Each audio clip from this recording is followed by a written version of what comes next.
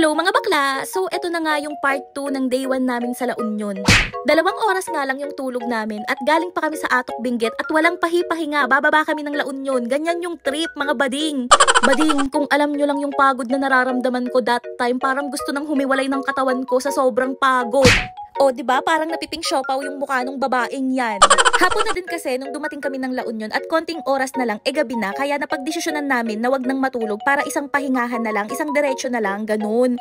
Syempre bakla, hindi na namin sasayangin yung pagkakataon na to.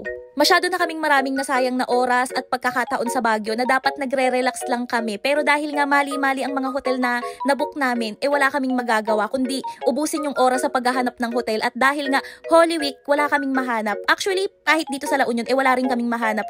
Buti na lang may nahanap kami. Ay, ano daw, ang gulo.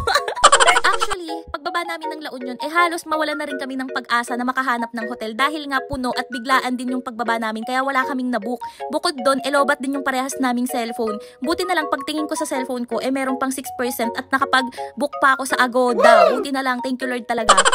Dahil nung mga oras na yun, gustong-gusto na talaga naming magpahinga kasi parang bugbog na talaga yung katawan namin kakabiyahe. At bukod doon, sobrang sunog na rin yung mga balat namin dahil nga iba yung init sa probinsya. Alam nyo yan, lalo na dito sa La Union, sobrang init talaga nung mga time na yun. Kahit nga netong gabi na yan, ang init pa rin talaga, walang hangin talaga.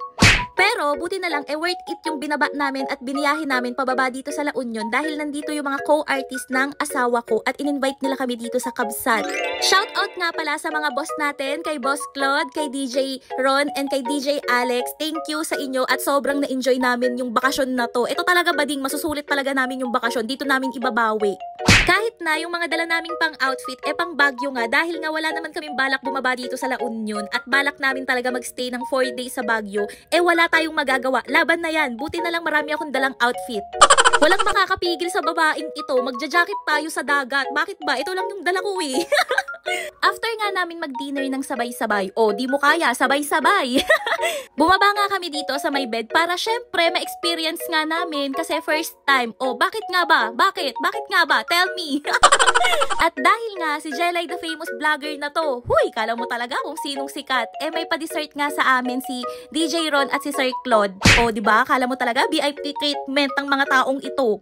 Walang diet na magaganap dito bading dahil ang poproblemahin mo kung saan mo ilalagay lahat ng kinakain mo. Sa sobrang chilling and relaxed lang ng gabing to, nakalimutan nga namin na puyat pala kami at pagod pala kami na 2 oras lang pala yung tulog namin. Kaya sinulit na namin yung gabing to. Nag-beer muna ang mga person na to habang naghihintay ng oras dahil nga hanggang 12 lang ang Kabsat at lilipat kami ng bar after magsara neto. Cause why not, 'di ba? Kasi nasa LU na tayo, hindi pa ba natin susulitin yung mga ganitong bagay? 'Di ba? Naka-jacket ang babaeng 'yan.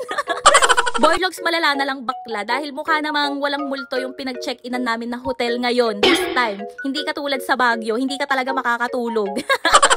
At syempre, hindi magiging ganito kasaya ang gabi na to kung hindi dahil sa mga DJ friends natin. Thank you sa pag-invite sa amin. Super enjoy and super thank you talaga.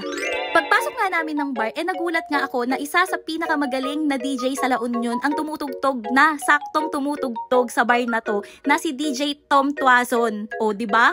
Kaya bading, pumarty na tayo ng malala dahil bukas magpapahinga kami. Pero abangan nyo yung part 2 ng La Union namin dahil nag-relax-relax pa kami. Ewan ko ba dyan? Bakit naglalabas ng dyan? Bye!